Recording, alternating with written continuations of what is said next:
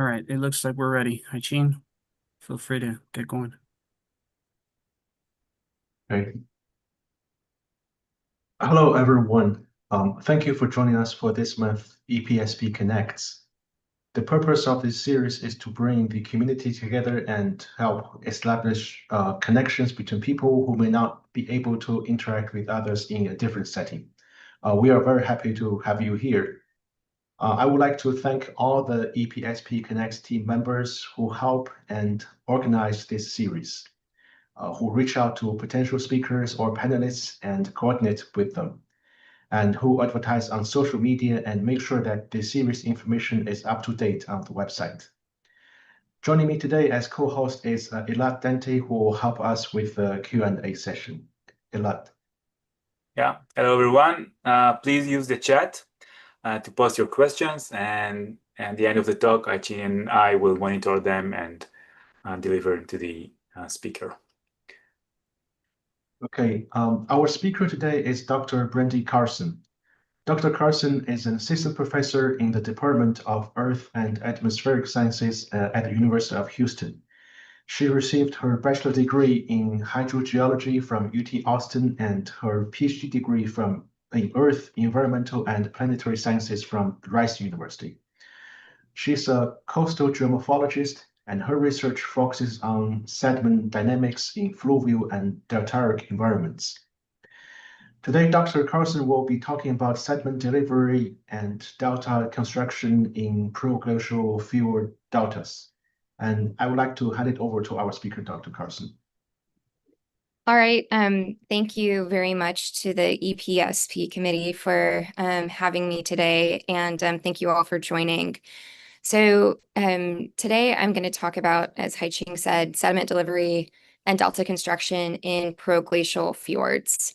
And actually in the background of this slide, what you're looking at is a proglacial fjord delta in Greenland. So you can see the bedrock here and here, and then in between the bedrock, you see a distributary channel and a delta braid plane and a delta shoreline. And then coming off of that shoreline, you see this sediment plume that's extending into the ocean. And along the shoreline, you actually see this kind of cuspate feature that's kind of indicative of delta front processes that redistribute deltaic sediments.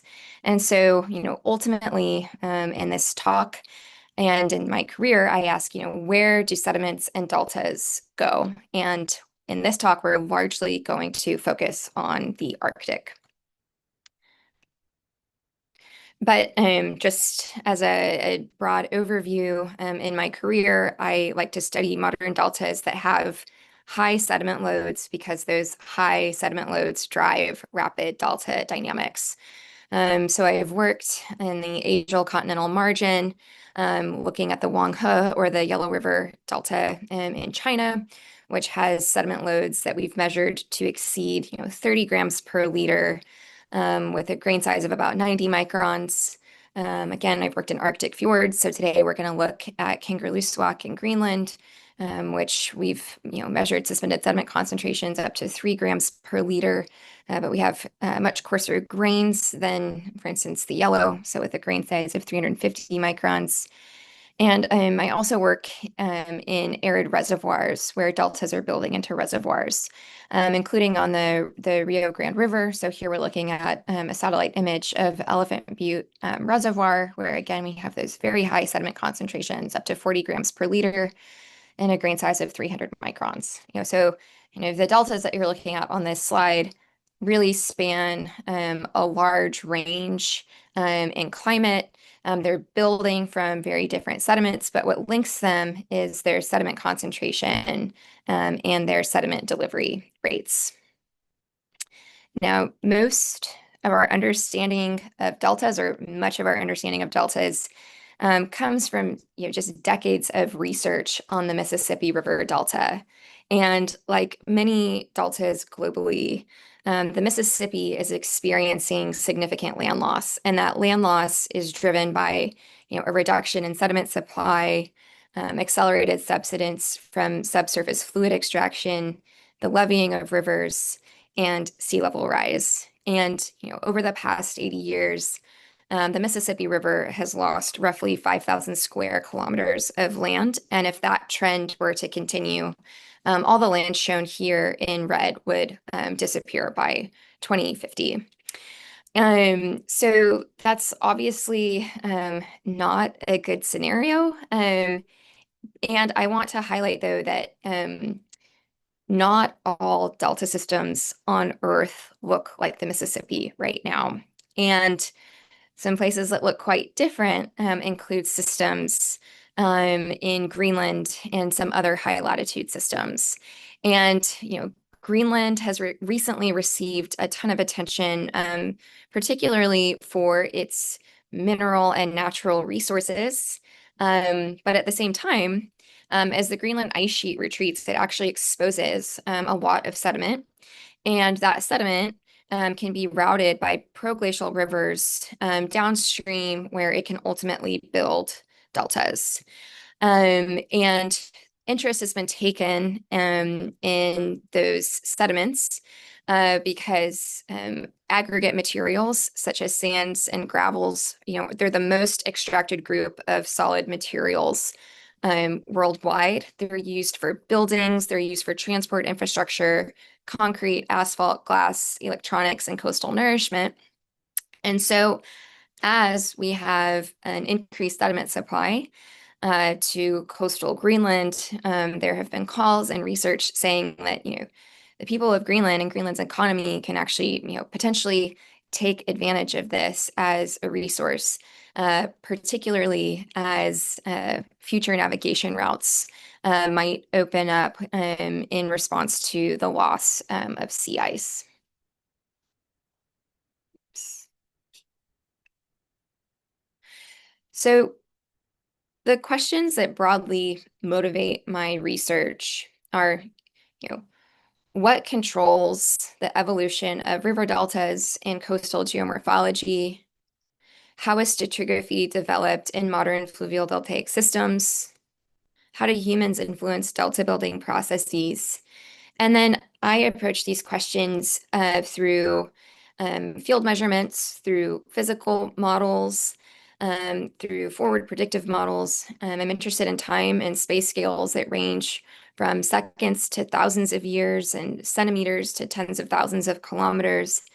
And, ultimately, I want to know how modern systems should be used to reconstruct the depositional and geological history of ancient systems, and vice versa. So in my previous work, my PhD focused on how humans kind of directly alter sediment dispersal pathways on deltas. So that work was focused on the Wanghe, or the Yellow River Delta in China. And this is one of the most sediment-laden rivers on Earth, and it experiences really rapid channel dynamics. So on the left here, we're looking at an overview map of the Yellow River Delta, where the blue channel is showing the current active channel location. But then each of these black lines around that channel are showing previous sites of the channel. So old abandoned channels, channels that were abandoned by avulsion. And in this map, those abandoned channels date back to 1904. Now, this means that we have an avulsion timescale that's decades long. So that's a pretty short avulsion timescale. And because many people live on this landscape, engineering practices have largely been at play to intercept some of those avulsion processes and instead have controlled engineered diversions of the lower Yellow River. So what we're looking at on the right-hand side of this slide, we have time in years on the x-axis, and then we have shoreline position measured as a distance downstream on the y-axis, where each of these colors corresponds to a different lobe. So first, this lobe up to the north here, the Diaco lobe, this part of the channel was moved down to the southeast in 1976 due to an engineered diversion. So if we use the satellite record to trace what happened to that shoreline, we see that the shoreline following channel abandonment retreats at a rate that exceeds 300 meters per year, but it ultimately slows over time to a rate of about 60 meters per year. Now in 76, when that channel got moved, it got moved to this location where we have the blue rectangle. And so initially in time, we see delta progradation. So we see that delta lobe growing out, and that's happening until 1996. And it's growing at a rate of over 1 kilometer per year when it's at that location. But in 1996, another engineered diversion rerouted flow up to the north.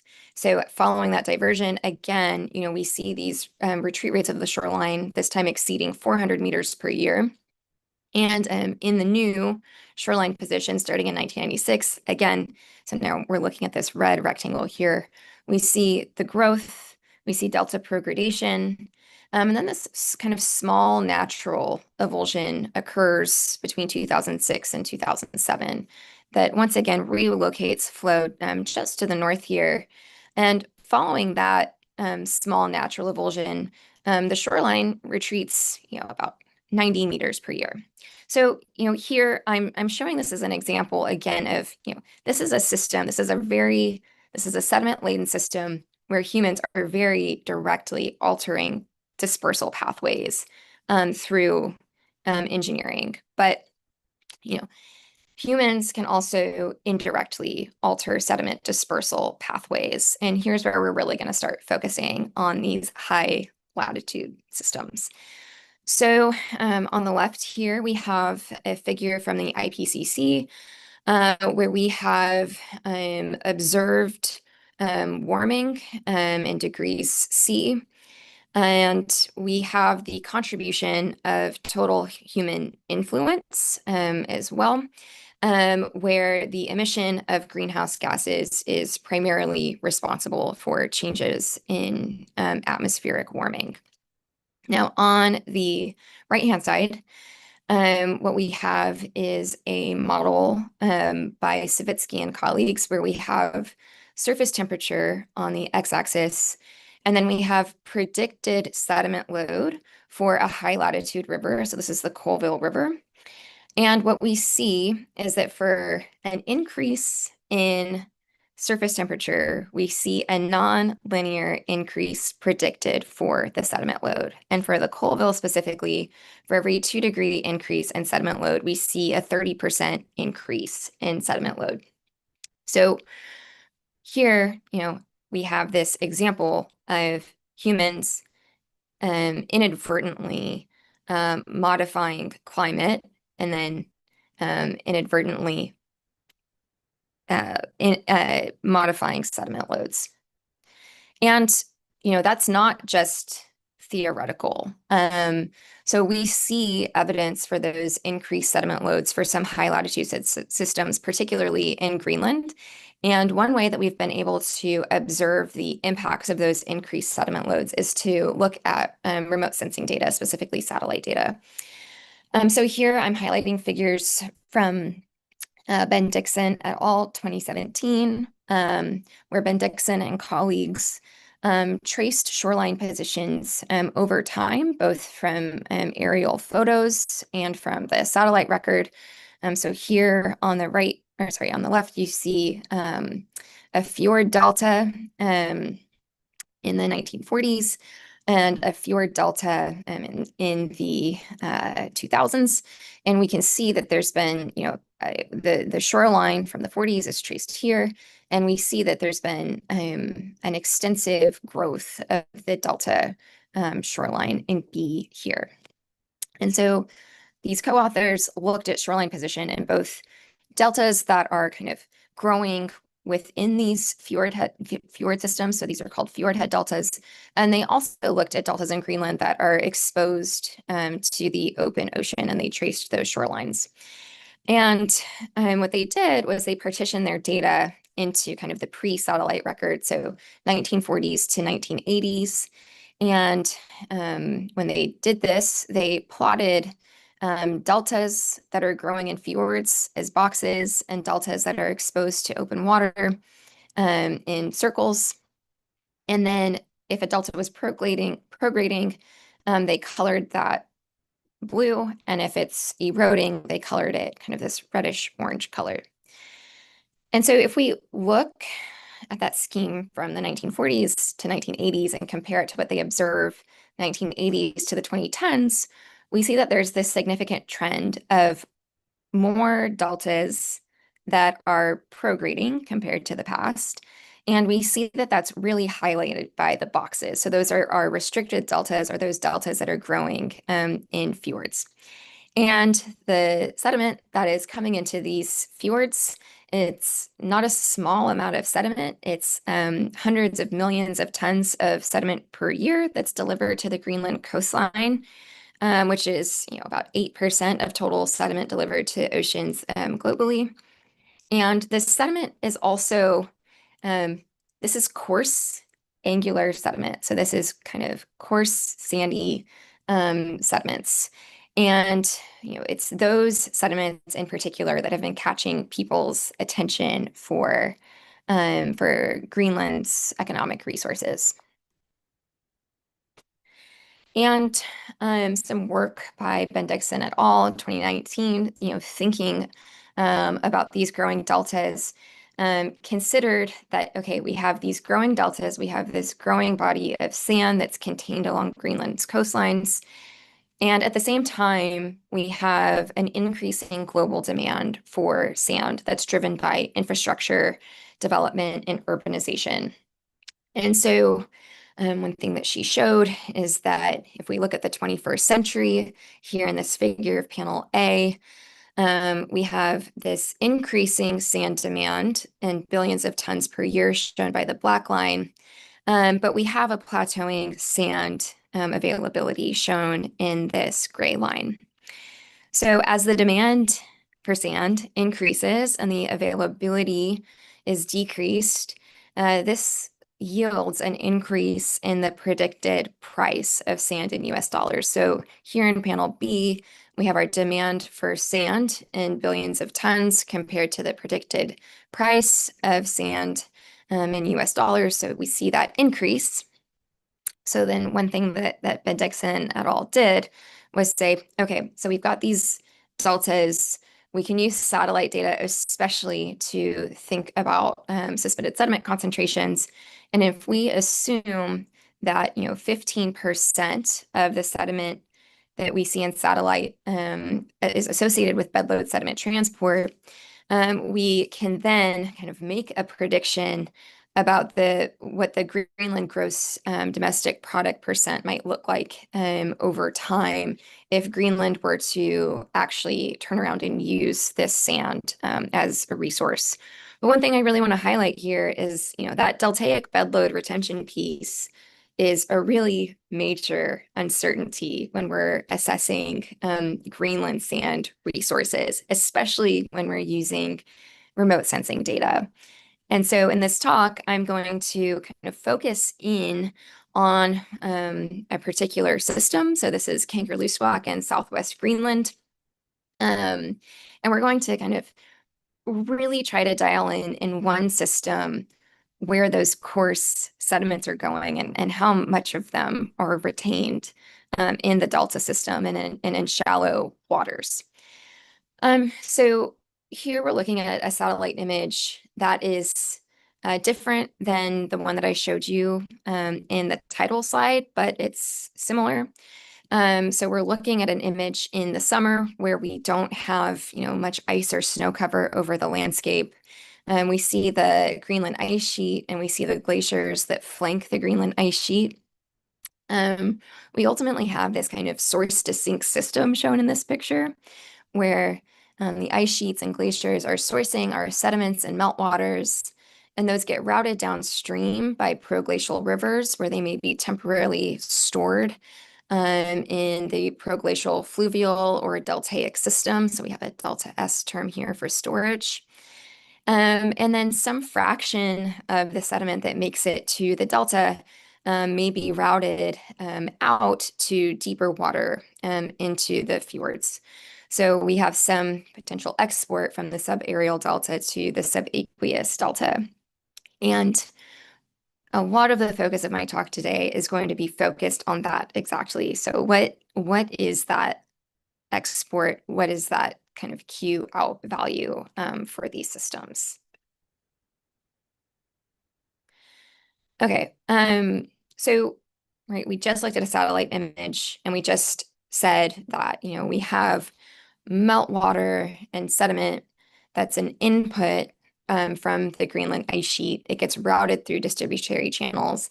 And what we couldn't see in that image is really that, you know, there's a delta front that's adjacent to the delta shoreline that we just saw. And the sediments that are coming off of the ice sheet are ultimately linked to what gets routed over that delta front and is linked to delta front transport processes. So we are going to kind of step through this system from source to sink to talk about those linkages. And, you know, the work that I'm going to show is really work that my lab at the University of Houston has done on this landscape for the past 3.5 years. So first, I want to highlight how we constrain meltwater discharge. And we do that through both modeling and monitoring. So this is work that was led by a former postdoc in my group, Bimal Gayawali, who's now at the University of Missouri, and was in collaboration with Ethan Pierce, who's now at Dartmouth. So we built a modified positive degree day model that takes atmospheric temperature in a location and uses that to predict how much meltwater is generated within a glacial catchment. And then we assume that all that meltwater that is generated gets routed downstream. So this is a really, really simple model where there are very few inputs that basically just include air temperature and then the glacial hypsometry. But then we generate an output of meltwater. So the modeled kind of output for meltwater 2012 to 2021 is shown here for Kangerlussuaq, where the model is shown in blue. And we have kind of the modeled range shown by this gray envelope. And at Kangerlussuaq, we actually have long-term monitoring. So we're able to compare our model outputs to observations. So that observation is the black line that's shown here. So for a really simple model at Kangerlussuaq, it doesn't do a terrible job at predicting the right kind of order of magnitude of meltwater discharge. And, you know, I'll take a moment to just say most systems in Greenland, most proglacial systems don't have monitoring for meltwater discharge. And so Kangerlussuaq is really valuable because we can use it to validate this positive degree A model that we're using, and then we apply that model to other unmonitored systems because we need those discharge estimates to provide the boundary conditions for downstream sediment transport. So we also constrain sediment inputs from proglacial hill slopes. So this is a little deviation from what's coming off the glaciers, but I did want to highlight that work from Lucille Baker-Stahl, who's a former master's student in my group, and in collaboration with Behruz Ferdowsi, who's faculty at UH Civil Engineering, focused on looking at a couple of landslides near Kangerlussuaq. So here we're looking at LiDAR, so we can see that there's really steep terrain in this region, and these yellow locations are marking places where recent landslides occurred. Lucille went and collected sediments from those landslides, and we put them in a temperature-controlled rheometer so that we could understand how freeze-thaw conditions mediate the stability of sediments kind of in these proglacial hill slopes. And if you're interested in learning more about that, her work was recently published in GRL. Okay, so now we're going to move to think about storage through channel dynamics that regulate sediment storage in the proglacial fluvial system and delta top. So, not all sediments that enter the fjord system are exported directly to the fjord. So many sediments will be temporarily stored in those fluvial deltaic systems. And the storage time is mediated by, avulsions and lateral migration. And so we try to characterize channel mobility using satellite data. And so here we're looking at 3 different systems where we collected sentinel data from 2018 to 2022, and we applied a remote sensing index, the normalized difference water index, which is using the ratio of green to near infrared to look at where pixels in these satellite images are wet and where they're dry. And then we compile those over time, and we look at the frequency with which a pixel is wet or dry for that time period. And we see for these 3 examples that we kind of generate, or we see a range of behaviors. So in some cases, we see that there are kind of 1 or 2 really kind of persistent channels that emerge on the delta top over time. And in other cases, like in the middle here, we see this just really diffuse channel network system. And the channel patterns that we see reflect the relative influence of rivers and tides in these systems. So we looked at the role of river discharge, so that's QR here. And that is, again, either the modeled river discharge or the monitored river discharge that we talked about previously with the positive degree day model. And then we use a simple model for tidal discharge that just considers the tidal range of each of these systems and the slope. And if we have a ratio of 1, that means that the river discharge equals the tidal discharge. And when we evaluate that for the systems that we see on this slide, so 1 in Greenland, 2 in Baffin Island, we see that we have kind of a range in the ratios where kind of these 2 systems that have really persistent channels have ratios that exceed 1. So these are considered to be river-dominated systems, whereas our ratio for our kind of diffuse channel network system is really dominated by tidal discharge. Okay, so of course, these processes and these patterns are really influencing where sediment is delivered along the delta shoreline and how focused that sedimentation is along the delta shoreline. And so that's ultimately going to play into, where does sediment go as it reaches the shoreline and perhaps progrades the shoreline. So that Q sub P here is the sediment discharge used for delta progradation. Alternatively, some fraction of that sediment may head down the delta foreset, may head through the delta front and go to deep water. So that Q sub D here is that sediment that gets routed to the deep water, where in my world, deep water is the 300 meters depth of the delta fjords.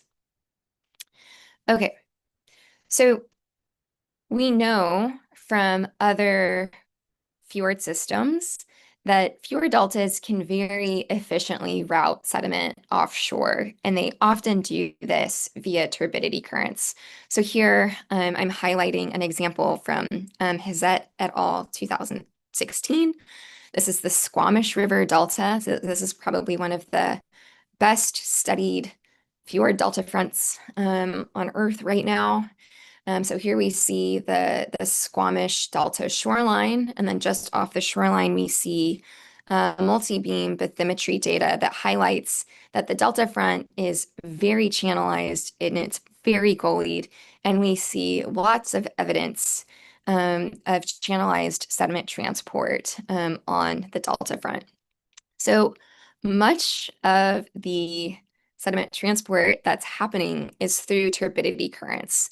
And turbidity currents are sediment gravity flows that occur when you have a flow that has enough sediment that it becomes denser than the ambient seawater conditions. And as that flow plunges, the sediments are basically, when you exceed that density threshold, you have these flows that plunge, and you have sediments that are pulling water kind of along with them. So the sediment itself is driving the motion of the flow, and these flows can be extremely efficient at mobilizing and moving sediment to deep water. Okay, so we know that these are active in other fjord delta systems.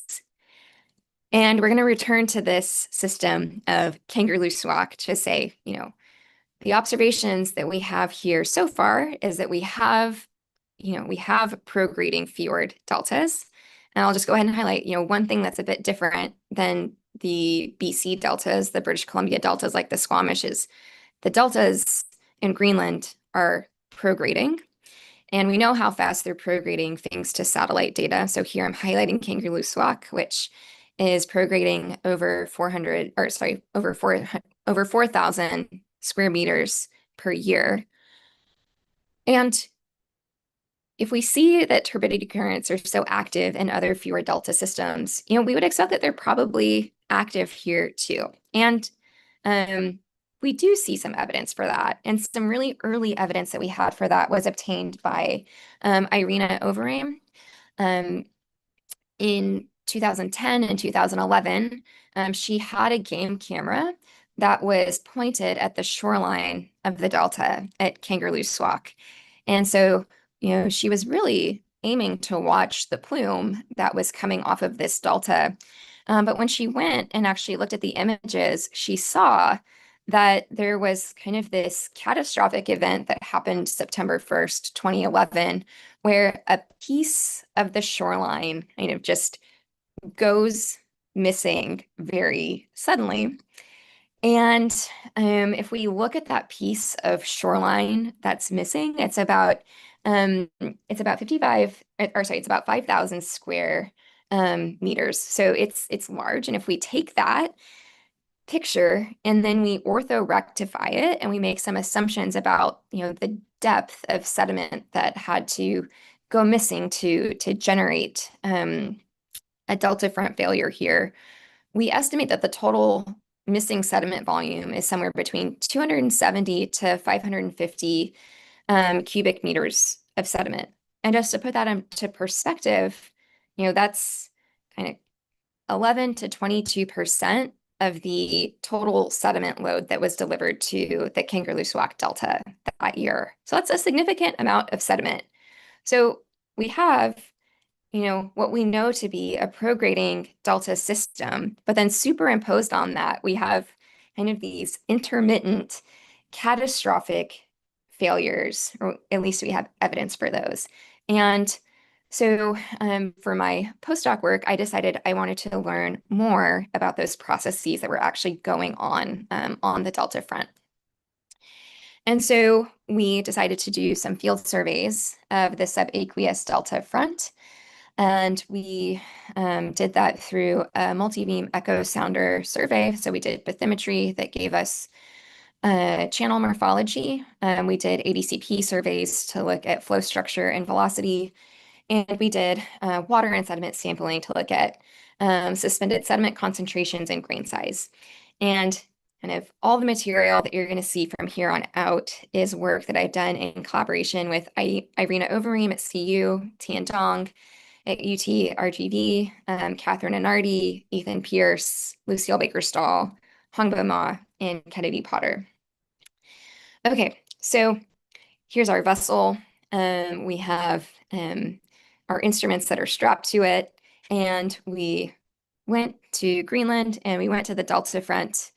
And these are the results from our multi-beam bathymetry survey. So here's the Delta, here's the shoreline, and what we see in our bathymetry survey is that the subaqueous delta hosts this channelized transport pathway, and that's pretty consistent with other studies that we've seen where these channels are conveying turbidity currents. So we have kind of this initial evidence that we have a direct conduit for sediment to go from the delta and get routed to deep waters within the fjord system. So now we're going to do a little fly through of the bathymetry. So upstream, you see we have kind of a wide channel that is gullied. We see tons of bed forms. The channel ultimately constricts. We see a lot of nick points. We see crescentic bed forms. We see a lot of evidence of incision of the channel, and we see erosion along terraces of the channel as well. So we have, again, more evidence that supports that, some likely energetic flows are moving down this channel. And this begs the question, how much material is actually conveyed through the system? So this channel is likely transferring water and sediment from the delta top to deep water, but we actually want to quantify how much. And so upon the completion of our bathymetry survey, we went out with our ADCP to collect velocity profiles. So here you see Lucille Baker-Stahl running the ADCP, and we are sitting over kind of the most upstream part of this turbidity current channel where we have the ADCP running. And this is an example of our ADCP data where kind of near the top of this is the water surface. And below we're seeing velocities down to water depths of about 55 meters. And the dark colors are showing low velocities, and the bright kind of yellow colors are showing the highest velocities in the water column. And what you'll see is kind of near the top left here, we have this kind of this slightly brighter velocity that's associated with a distributary channel that's emptying out into the fjord. But then you mostly see this kind of calm fjord condition until you get to the near bottom. So near the bottom, we see a current, and we see a current that is directed down the turbidity current channel, and we see velocities up to 1.6 meters per second. So we now have this kind of direct observation of flows that are moving through this channel.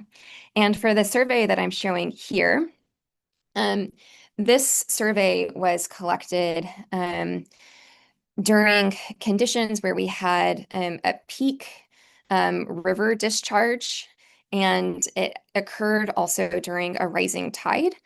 If we again go back to compare to other fjord delta systems, such as those of the Squamish, this is a figure from Clare et al. 2016.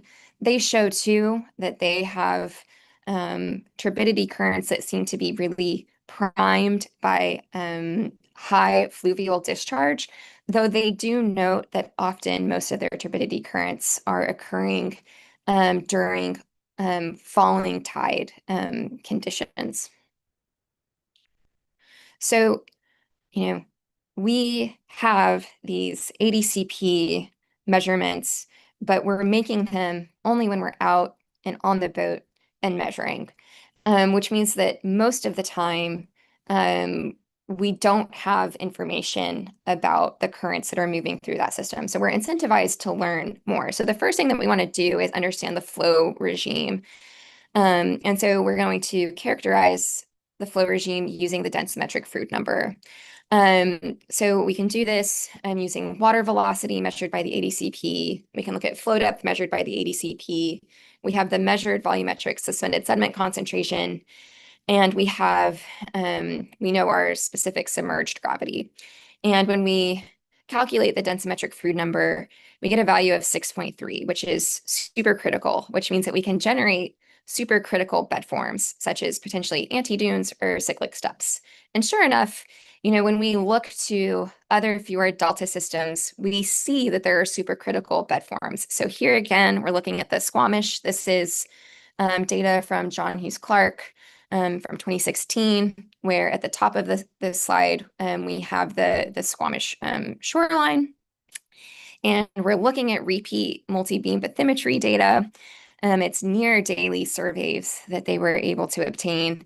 And we see these crescentic bed forms that are migrating upstream over time. So those are those supercritical flow conditions. Okay, so now moving back to Greenland, what kind of bed forms do we have in our system?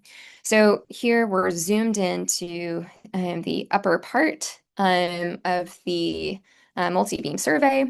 And if we isolate a transect, we see that there are lots of bed forms, and we can characterize those bed forms based on their height and wavelength. So most of the bed forms, if we look all along the channel, are less than 0.5 meter in height, and most of them are less than 50 meters in wavelength. So what sediment comprises those bed forms? So we took grab samples. The bed forms are largely comprised of sand. Occasionally, when we do our grab samples, we pull up friends from the seafloor, like our shrimp. And sometimes we have grad students that like to make our friends feel at home. So here's a former student, Nilay Gungor, collecting her grab sample using our lab lobster claws. Okay. So this on the left-hand side, we're looking at locations where we've collected grab samples along the channel and the grain size distributions of those. And what we see is that most of our sediments within the channels fall around the fine sands, particularly those that are building bed forms kind of out along this channel. So again, because we have, we're limited with the data that we can obtain with our ADCP data, we want to try to extract more information from the morphology of the bed forms that we have from our multi-beam data set. So we're going to use kind of two methods to extract more information and to reconstruct flow conditions from our channel bed forms. So we'll use a stability diagram developed by Cartini et al. 2014. And we're also going to use a bed form scaling relationship that relies on wavelength relative to Froude number that was developed by Recking et al. 2009. So first, if we use the bed form stability analysis, we can take our grain size data and find ourselves along our stability diagram where we evaluate basically our bed forms ranging from ripples to anti-dunes. And I'll just flag here, it's really hard to know what your bed forms are when you have a single shot of multi-beam because you don't have those repeat data to see what direction your bed forms are moving. So we're just going to evaluate kind of a large range of possibilities here. So that gives us a mobility parameter and a mobility parameter that links us to velocity. So then we can turn around and solve for flow velocity. And if we do this for our range of possible bed forms, we see that we have a prediction of velocity up to 1.8 meters per second. And if you'll recall, our maximum velocity measured by the AGCP data was 1.6 meters per second. So we are certainly well within that observed range with this reconstruction. So for our method 2, we're going to relate the bed form wavelength to velocity, and this velocity is dependent on the densimetric Froude number. So again, we'll take our measured wavelengths and we will do some substitutions and rearrangements to go from wavelength to flow velocity. And when we do this with inputs from our field measurements, we generate, kind of based on our range of observed wavelengths, we generate a range of predicted velocities. So those velocities predicted from the wrecking method range from a little less than 1 meter per second to over 2.5 meters per second. And those are shown in that light blue color here. The measured or the Cartini range is shown in gray, and then we have our AGCP max data plotted in this red color here. So all this to say, with our flow reconstruction data, they're pretty consistent with our direct observations. So now we kind of have 3 independent ways of either predicting or observing flow velocity. So we want to take that, and now we want to look at how much sediment is actually conveyed through the turbidity current channel. And so we can do that by saying, okay, we have our flow velocity, we have the cross-sectional flow area as measured in the bathymetric data, and we have suspended sediment concentrations that were measured in the field. So if we take all this together, we can predict a range of sediment concentrations, where we predict a range of kind of 3.5 to 31 cubic meters per second, depending on the method that's used. And to put that into perspective, the fluvial sediment discharge in this system is 0.4 cubic meters per second. So when these turbidity currents are occurring, their sediment discharge is much greater than the fluvial sediment discharge.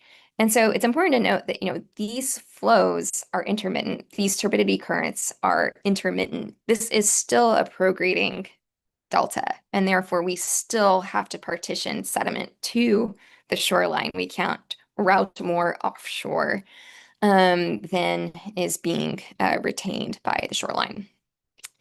And so we did a Monte Carlo analysis of using a geometric mass balance based on Dong et al. And Muto et al.'s geometric relationships for delta building, and to find out, actually how much sediment is required for progradation. And we just, this is a really simple geometric model for delta growth.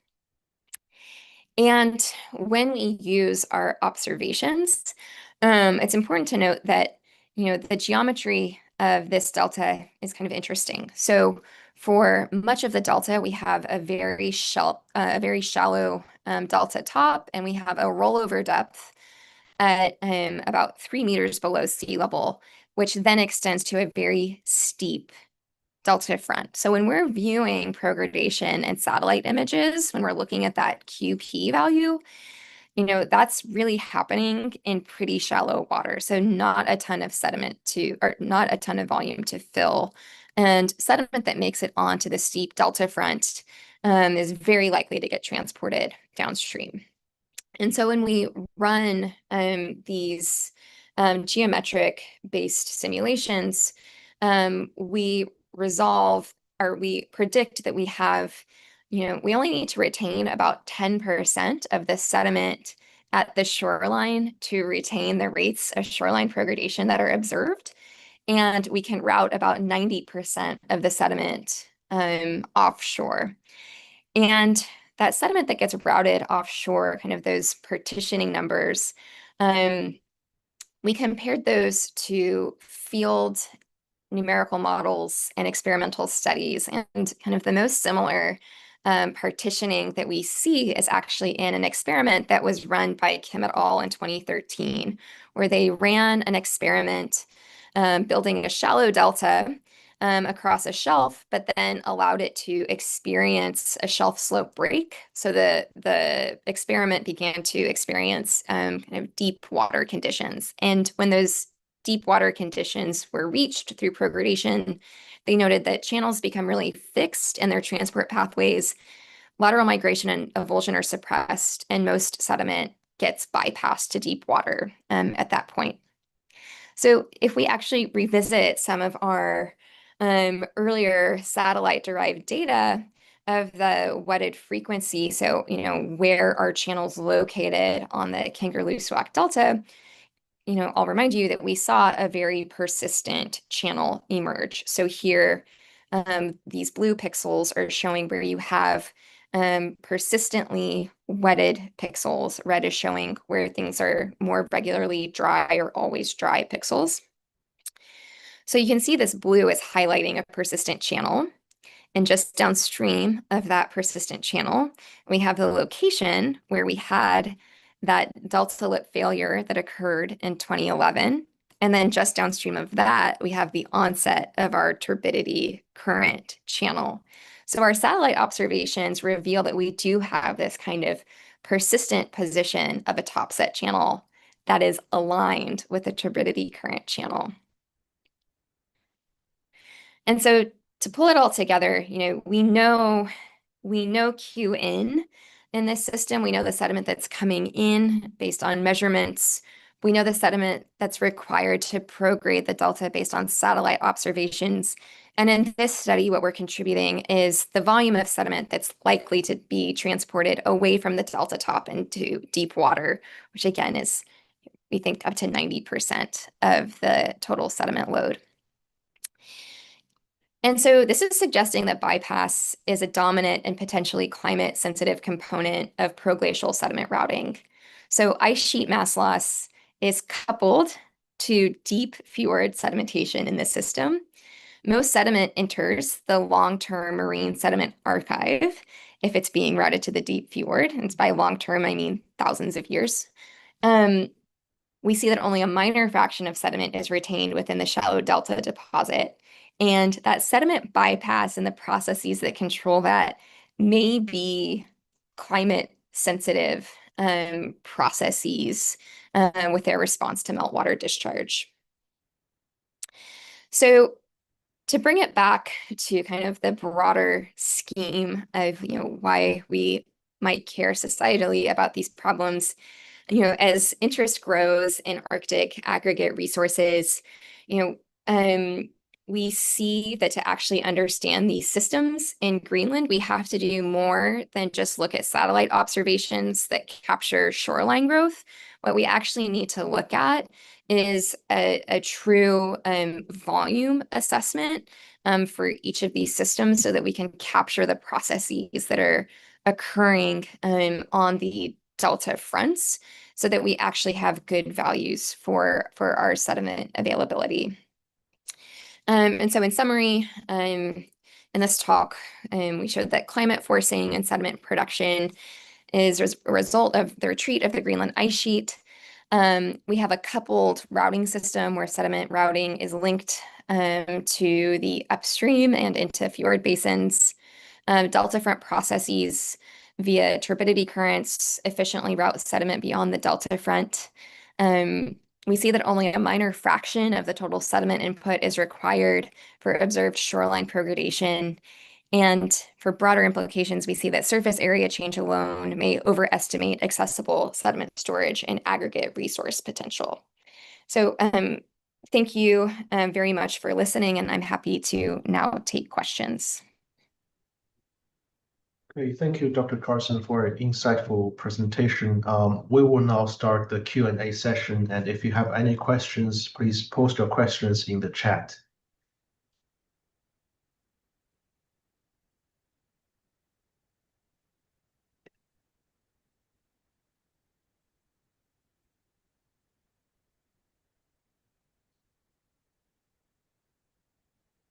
maybe I can ask one Yes. until they write something in the chat.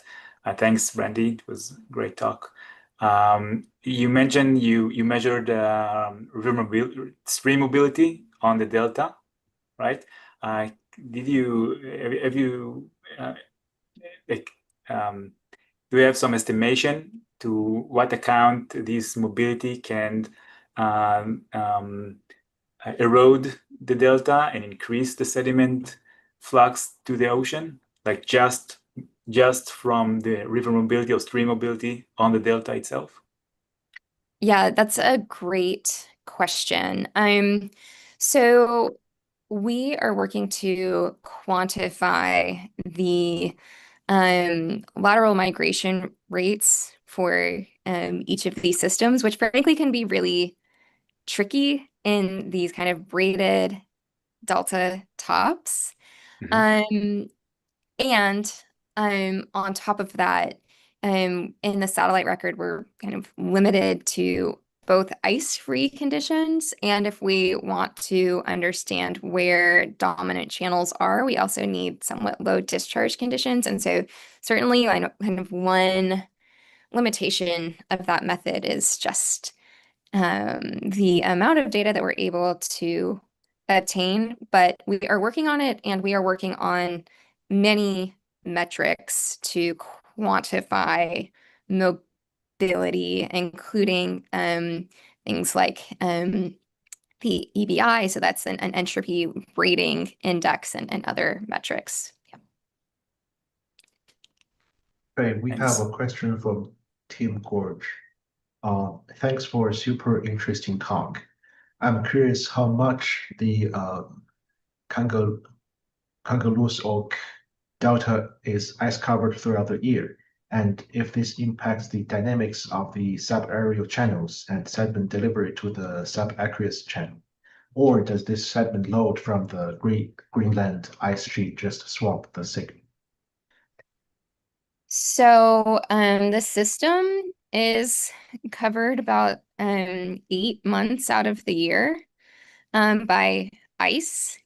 And I would say that we typically treat it as, once there's ice cover over the river and delta, we kind of treat things as dynamically shutting down, which I think is not a good assumption.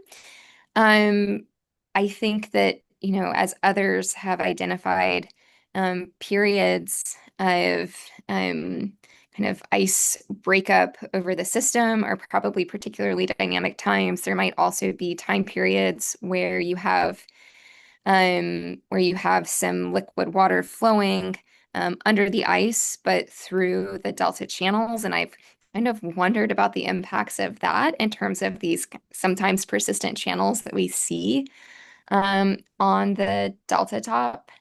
Okay, let's see if this impacts dynamics and severity. Or does the sediment load swamp the signal? So during the summer months, absolutely. There's the Greenland ice sheet is basically like hemorrhaging sediment that gets routed downstream. But I'm not convinced one way or another that there aren't some other processes that we don't understand yet that are happening during kind of the warming and freezing in terms of water and sediment routing in these systems.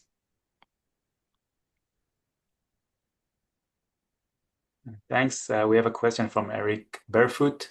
Follow my question. What does this mean for the age of the sediment on the topset in the non-active region? In other words, how long can this condition persist? What are the conditions that actually create the flanking topset surfaces? So that's a really good question. So in terms of the age of the sediment, what I expect is that sediment that gets kind of directly routed through the main channel is all very recent and young and is not maintained on the delta top. I would expect that the oldest sediments are the sediments that are being deposited exclusively during the meltwater peaks, when the entire delta is essentially covered by meltwater, and in those areas that aren't regularly channelized. I am starting to view this system basically as a conveyor belt, where if you are on the sediment is on the conveyor belt, if it's in that super persistent channel, and that sediment is most likely going to deep water quickly. What conditions actually create the flanking topset surfaces? So I think what you're asking there is like, how do you get sediments outside of that channel? And that's happening through peak discharge conditions. And so if you, am I still sharing my screen with, there we go. So if you, let's see if I can change this. I'm not able to change it, but if you recall, the discharge in these systems is very, very peaky. And so there are, weeks out of the year where basically the entire braid plane is covered in water and sediment. And those are times when the braid plane is being nourished with new sediment. Can I follow up quickly? Is that Yeah. okay? Yeah. So in that case, you'd expect age to basically it's like a layer cake. It's building upwards during big floods and like recycling to some extent. It's not like the delta gets older from apex to shore as much. It's like kind of all the same age. I don't actually think that that's true. I don't think it's all the same age from apex to the shoreline. I think there should also be an age gradient, but I'm also like not exactly sure what that looks like. But it's a really interesting question. Cool, thanks. Okay, we have a question from Rosita Arima. Thank you for the very interesting presentation. I was wondering how erosion and geomorphic change were quantified in your study. Did you rely entirely on repeated multi-beam bathymetric differencing, or were optical satellite-derived products also used to track channel migration and persistence over time? So we don't have repeat bathymetric surveys. And so we can't do differencing on the delta front, at least not yet. And that's one of the limitations that we face in terms of trying to extract as much information as we can, for instance, from the bed forms that are present. Without repeat bathymetric surveys, we don't know what direction the bed forms are moving, and then that becomes a classification question, which propagates through all the flow reconstruction work that we did. So in terms of geomorphic change from satellite, really what we've focused on is kind of characterizing, what are the dominant channels? Are there persistent channels? Are there diffuse channels? And then we kind of related that to discharge from rivers and tides. So in terms of, I guess, quantifying geomorphic change, the focus on this study was really kind of quantifying the partitioning of sediments across this source to sink system was really the aim in quantification.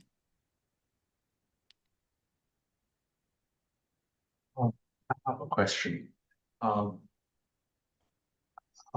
Since these fields can be very deep, do you see a value of doing some subsurface survey of the deltas? Yes. So my bathymetric survey was funded by my NSF postdoc. So I am grateful for it, but I also had, in terms of doing a bathymetric survey, fairly limited funding. So I really stayed close to the Delta front. I think it would be incredibly valuable to extend that bathymetric survey to look for a submarine fan. And really, the archive of deglaciation in the systems and how turbidity currents modify the sedimentary record of deglaciation should be found in the submarine fan. Thank you.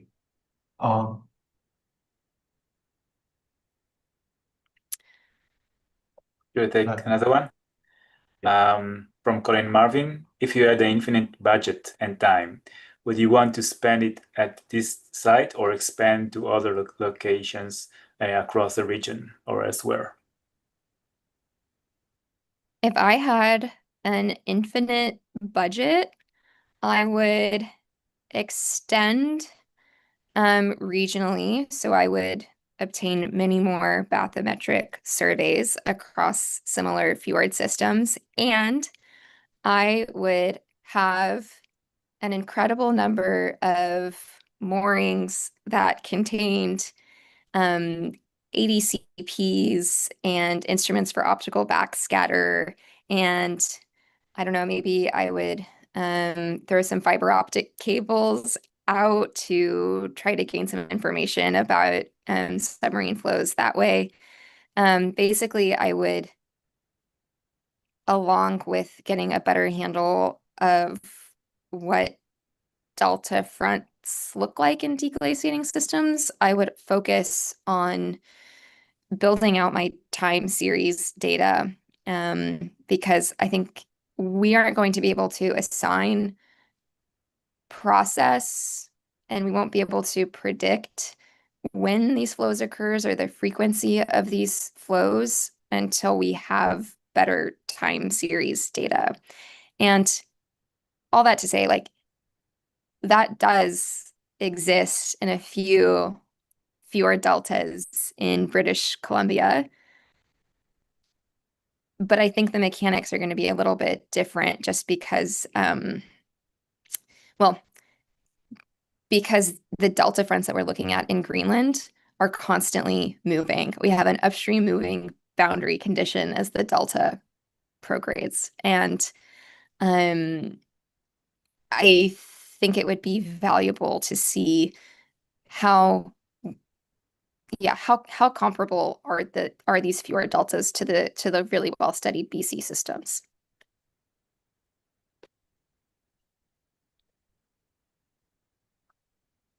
Okay, are there any questions? Okay, seems that's all the questions. Thank you again, Dr. Carlson, for sharing your interesting research with us. We look forward to your future research from your group. And thanks to all the audience who joined us today.